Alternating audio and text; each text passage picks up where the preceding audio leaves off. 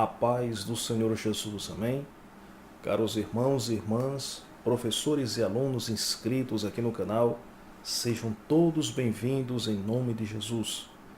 Você que ainda não é inscrito, se inscreva, compartilhe, dê o seu like. E assim toda semana você receberá novos vídeos que servem de apoio e subsídio para a sua aula na Escola Bíblica Dominical, amém?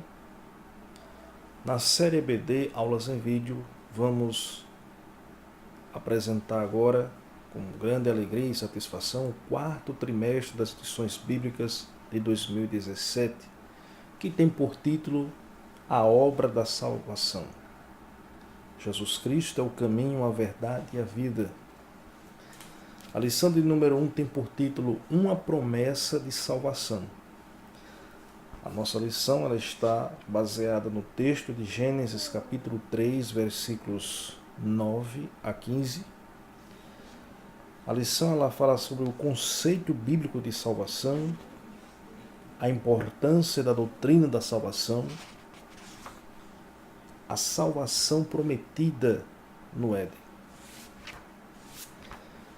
O texto áureo da nossa lição, Gênesis 13:15, diz assim: E porém inimizade entre ti e a mulher, e entre a tua semente e a sua semente, esta te ferirá a cabeça, e tu lhe ferirás o calcanhar.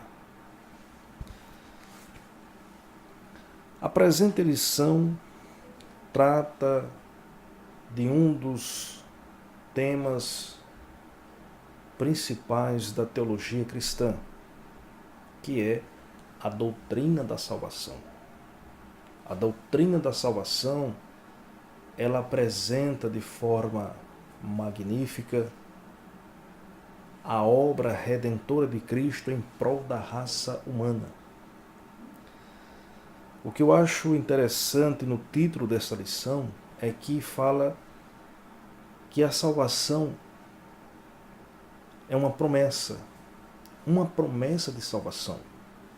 Quando a gente vê essa expressão, uma promessa de salvação, nós compreendemos que essa promessa ela só pode vir de Deus. Embora muitas pessoas tenham uma concepção errônea sobre Deus, às vezes algum classifica Deus no Antigo Testamento como um ser impiedoso, sarcástico e que brinca com os homens, suas criaturas. Mas se a gente for olhar na Bíblia Sagrada, vamos compreender o quanto Deus ele é maravilhoso, porque Ele nos deu uma promessa de salvação. A salvação ela é uma promessa de Deus. Nós vamos começar esse estudo aqui explicando que a salvação ela é uma promessa de Deus.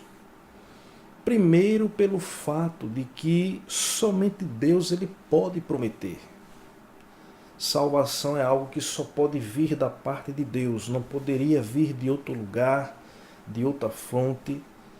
Não, somente Deus é que tem o poder, somente Ele é que pode prometer salvação.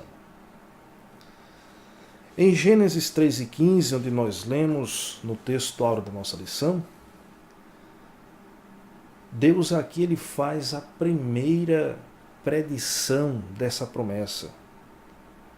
E porém inimizade entre ti e a mulher, e entre a tua semente e a sua semente, esta te ferirá a cabeça e tu lhe ferirás o calcanhar. Gênesis 3:15. Aqui Deus faz a primeira promessa em relação à obra da redenção. A obra da redenção, o plano salvífico para salvar a humanidade perdida, Deus já havia provido essa salvação antes mesmo da criação do mundo, antes mesmo da criação do ser humano. Deus, na sua presciência, ele já tinha um plano de redenção. Ele tinha um plano para efetuar essa promessa. Em Salmos de número 3, verso 8, a salvação vem do Senhor sobre o seu povo. a tua bênção.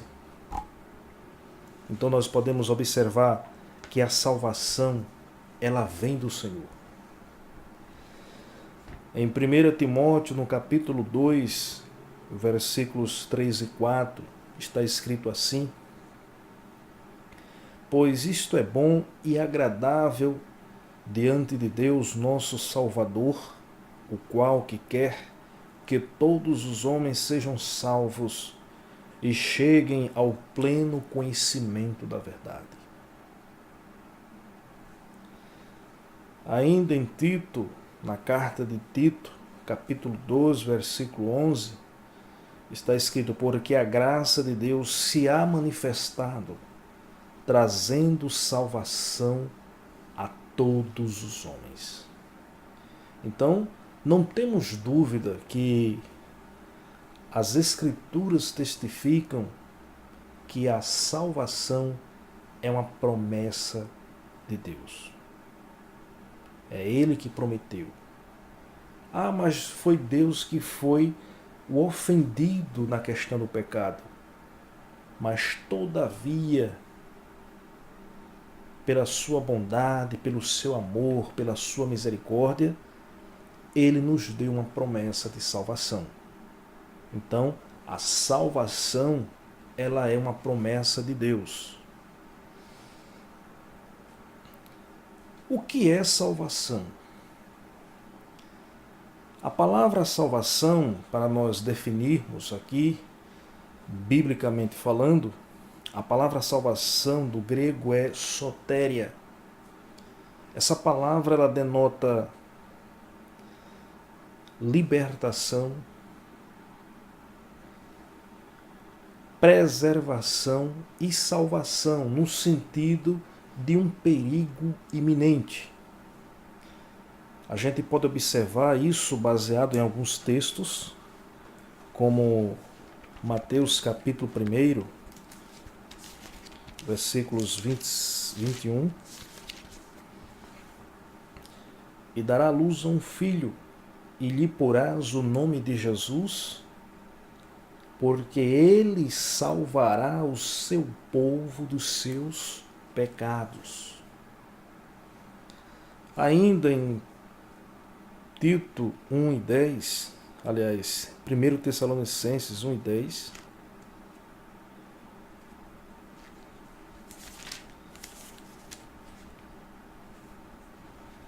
diz assim: e esperar dos céus a seu Filho, ou seja, Jesus, a quem ressuscitou dos mortos, a saber, Jesus que nos livra da ira futura. Então, aqui nós vemos no grego do Novo Testamento, a salvação, né? Os sentidos que essa palavra ocorre, que denota libertação, preservação e salvação, no sentido de um perigo iminente. E a gente depois vai entender por que a necessidade de salvação. Contudo, a palavra salvação, no contexto bíblico, ela é de profundo significado. A palavra salvação, a salvação, biblicamente falando, é algo profundo. É algo que tem um vasto significado. Não é uma coisa que nós podemos definir simplesmente com algumas palavras. Mas a salvação é algo profundo. É algo que tem bastante argumentação para nós compreendermos. Salvação, ela é uma dádiva concedida por Deus ao homem. A primeira definição que podemos ver aqui de salvação, que ela é uma dádiva de Deus. Porque só Deus pode dar. Ninguém na face da terra pode comprar, pode conseguir por seus méritos, por merecimento. Não tem nada. Nem a coisa mais valiosa neste mundo pode comprar salvação.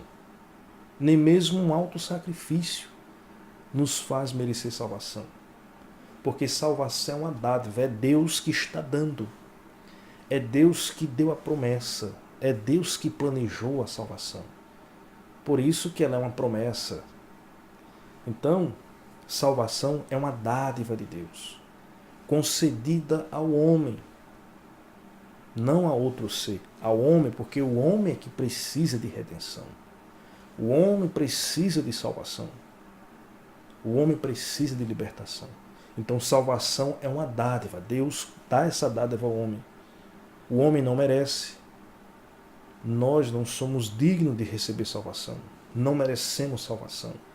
E não há nada que possamos fazer que nos dignifique de receber salvação. Porque salvação, ela é uma dádiva de Deus. O mérito não é nosso. O mérito é de quem pagou, de quem obrou essa salvação.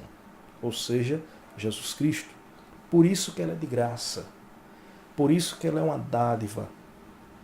A Bíblia diz que a salvação não vem das obras, mas é pela fé. Porque se fosse pelas obras, nós nos gloriaríamos em nós mesmos. Mas como é pela fé, recebemos ela gratuitamente, porque é uma dádiva de Deus. Aí nós vemos aqui 1 Tessalonicenses 5 e 9.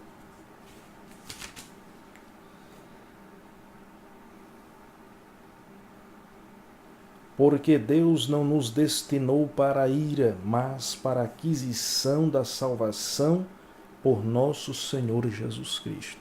Então está aqui a resposta clara, né? 1 Tessalonicenses, capítulo 5, versículo 9.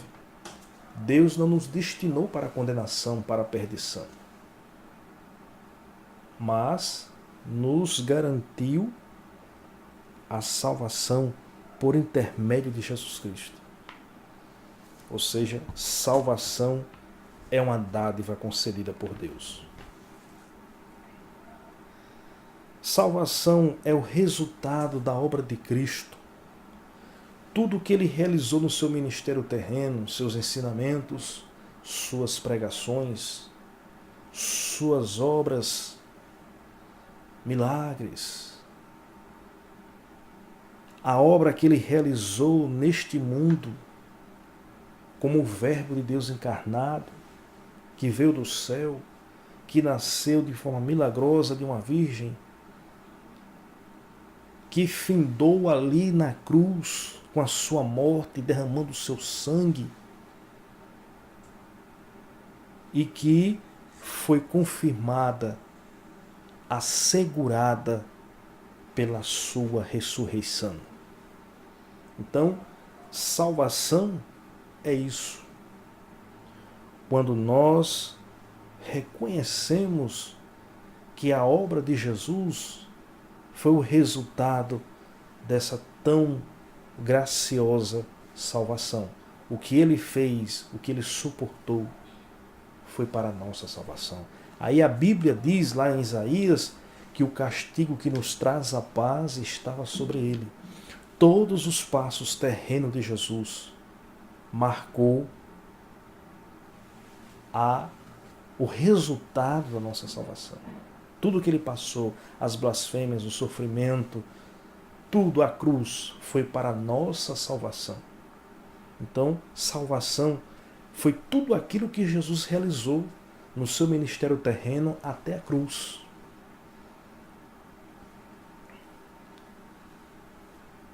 Salvação é uma milagrosa transformação,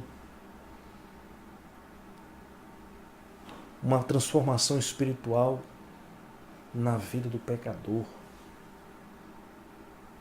que por sua vez muda a nossa condição de pecador para filho de Deus.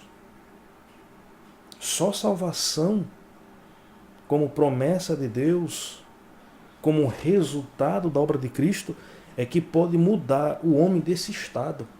Qual é o estado do homem? Pecador. Quando ele recebe essa salvação como dádiva de Deus, ele passa do estado de pecador para filho de Deus. É o que está escrito no Evangelho de João. Mas a todos quanto creram, deu-lhes o poder de serem feitos filhos de Deus. Somos filhos de Deus porque cremos no testemunho de Jesus Cristo. Cremos na sua obra meritória na cruz do Calvário. E por isso nos tornamos filhos de Deus. Porque isso é obra de salvação. E salvação é obra de Deus. Salvação é ter uma vida libertada do poder do pecado. Porque enquanto o homem viver na prática do pecado, ele continua inimigo de Deus. Ele continua perdido, ele continua afastado. Porque o pecado afasta, separa o homem de Deus. Mas quando ele recebe essa salvação em Cristo Jesus, ele não tem mais essa influência do pecado em sua vida, porque ele foi transformado, ele foi justificado, ele foi regenerado, ele foi perdoado, ele foi reconciliado com Deus. E agora ele tem domínio para não fazer aquilo que o pecado quer, mas para seguir a reta justiça de Deus. Como está escrito, Romanos 8:2, diz assim: porque a lei do Espírito de vida em Cristo Jesus me livrou da lei do pecado e da morte. Então o pecado não tem mais lugar na vida daquele que recebeu a salvação em Jesus Cristo. Porque ele foi selado com o Espírito Santo da promessa. O Espírito Santo é Deus habitando em nossa vida como um templo dedicado para Deus. Para que assim possamos fazer tudo aquilo que agrada a Deus e a sua vontade. Por isso que o pecado não tem lugar na vida daquele que recebe a salvação e que desenvolve a salvação em sua vida.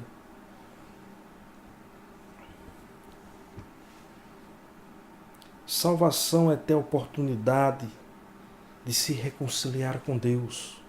O homem ele está num estado de conflito com Deus enquanto no pecado, enquanto pecador.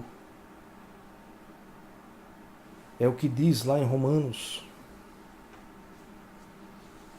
5:10.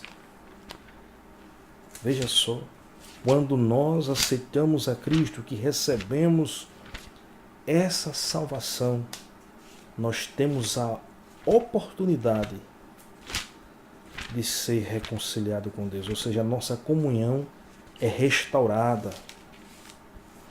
Romanos 5:10. Porque se nós, veja só, sendo inimigos, fomos reconciliados com Deus pela morte de seu Filho, muito mais estando já reconciliados, seremos salvos pela sua vida. Essa é a situação do homem quando ele está no estado de pecado. Mas quando ele aceita Cristo, ele é reconciliado com Deus. Sua comunhão é restaurada. O que ele praticou de pecado, tudo isso foi purificado, foi lavado pelo sangue de Cristo. E agora ele vive uma nova vida para Deus, fazendo a vontade de Deus. É a segunda vida, a segunda chance que Deus dá para o homem pecador. Então, salvação é tudo isso e muito mais. Se for falar sobre isso, é profundo o que é salvação, o que a Bíblia apresenta em relação à salvação que é em Cristo. Por que precisamos de salvação? Porque nossos primeiros pais, Adão e Eva, pecaram. E quando eles pecaram, o problema do pecado não ficou só entre eles. Veja o que a Bíblia diz em Romanos,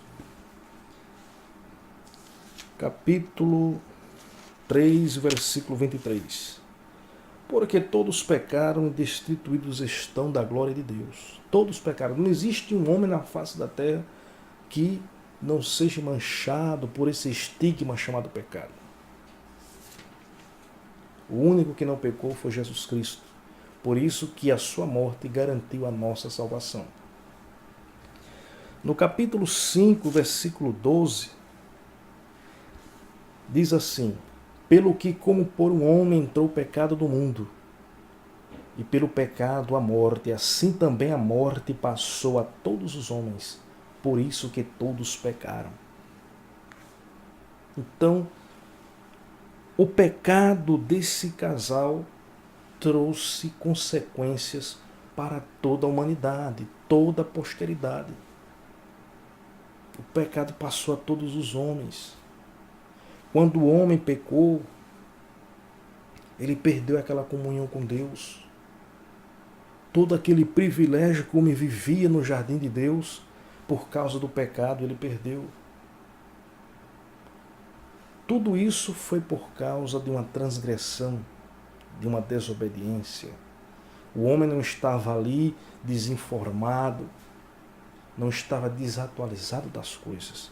Deus deixou bem claro que não comesse do fruto daquela árvore, porque no dia que dela comer, certamente morrerás.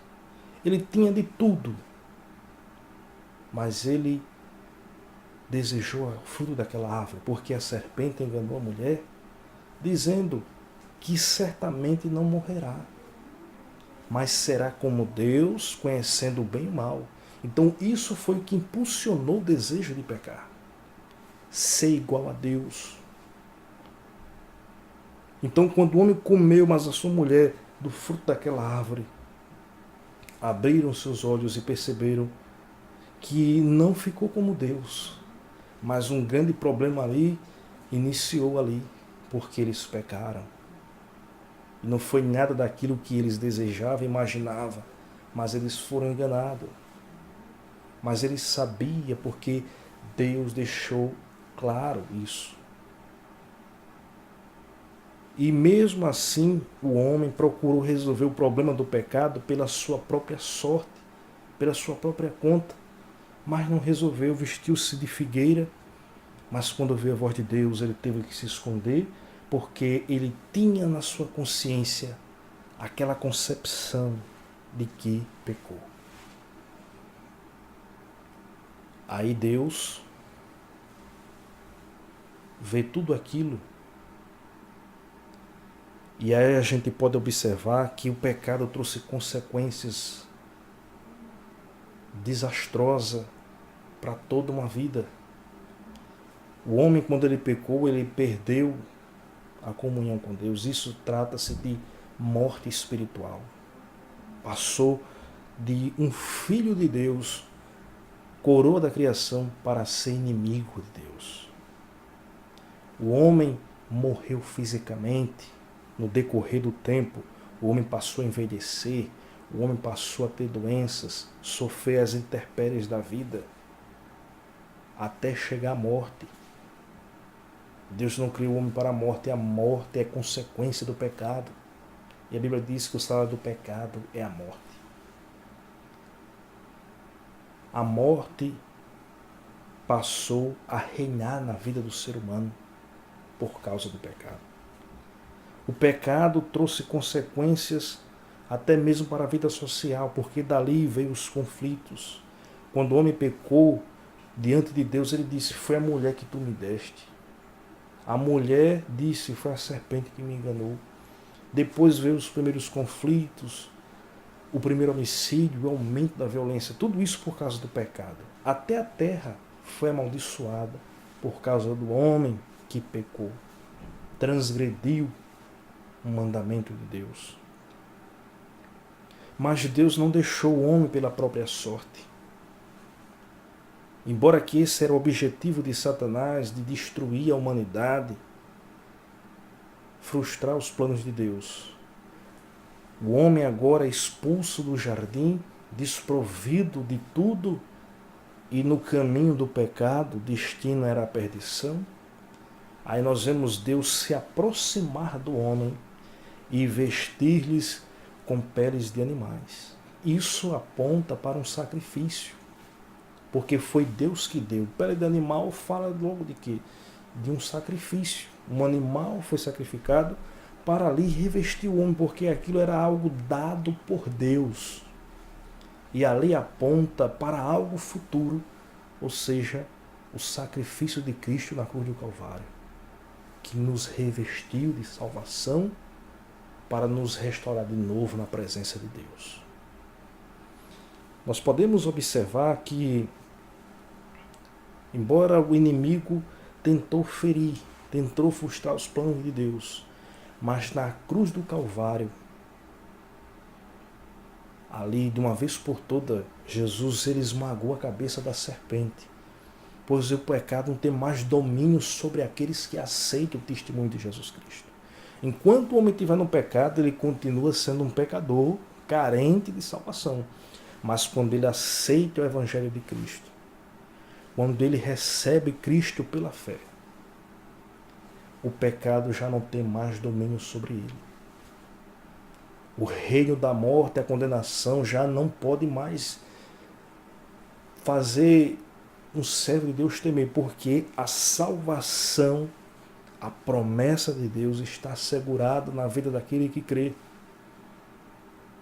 Portanto, agora, como diz lá Romanos 8, e primeiro, nenhuma condenação há para os que estão em Cristo Jesus. Então, aceitou a Cristo, a libertação é certa. Então, salvação só em Jesus Cristo. Existem muitos caminhos, existem muitas religiões, mas salvação só há em Jesus. Ah, mas fulana, santa fulana é mediadora. Não. Jesus ele deixou bem claro em João capítulo 14, versículo 6. Eu sou o caminho, a verdade e a vida, e ninguém vem ao Pai senão por mim. Para nós chegarmos a Deus reconciliado, justificado, purificado dos pecados, transformado em uma nova criatura, só Jesus Cristo pode fazer isso. Ninguém mais na face da terra pode fazer isso. Somente Jesus, porque salvação é uma promessa de Deus. Salvação foi a obra que Jesus realizou na cruz do Calvário para nos dar essa possibilidade de salvação, que é uma promessa de Deus válida para todos aqueles que crêem no Evangelho de Jesus Cristo. Como receber salvação, para nós finalizarmos aqui? Salvação, para nós recebermos, é preciso reconhecer que somos pecadores, reconhecer o nosso estado em relação ao pecado. O que é que a Bíblia fala com relação ao nosso estado? A Bíblia diz que todos pecaram e destituídos estão da glória de Deus. Isso quer dizer que nós precisamos, segundo passo, reconhecer que Jesus é o único Salvador. Só há salvação em Jesus Cristo, porque Ele é o Cordeiro de Deus que tira o pecado do mundo. A Bíblia diz que Deus amou o mundo de tal maneira que deu o seu Filho unigênito para que todo aquele que nele crer não pereça, mas tenha vida eterna. Então, Deus planejou essa salvação e deu o seu Filho, que é a nossa salvação, Jesus Cristo. Então, se eu reconhecer que sou pecador, e se eu reconhecer que Jesus é o único Salvador, aí sim é o segundo passo para se receber a salvação. E qual é o terceiro passo? Quando eu confesso que Jesus é o meu Salvador. Eu sei que sou pecador, sei que Jesus venceu o pecado, a morte, o diabo. Ele é o único Salvador. Então eu confesso. Eu confesso que Jesus é meu Salvador pessoal. Crendo. Aí sim nós recebemos. Isso não é obra minha, não é mérito meu, seu. Nós recebemos porque é uma dádiva. É pela fé, somente crer. Aí sim recebemos salvação. O textuário da nossa lição, aliás, a verdade prática, diz assim: a promessa da salvação foi a resposta amorosa de Deus para reconciliar consigo mesmo o ser humano. Então, quando Jesus morreu na cruz do Calvário, a cabeça da serpente foi esmagada. E a vitória é nossa pelo sangue de Jesus Cristo. Então, que Deus abençoe a todos e até a próxima aula, se Deus quiser. Amém?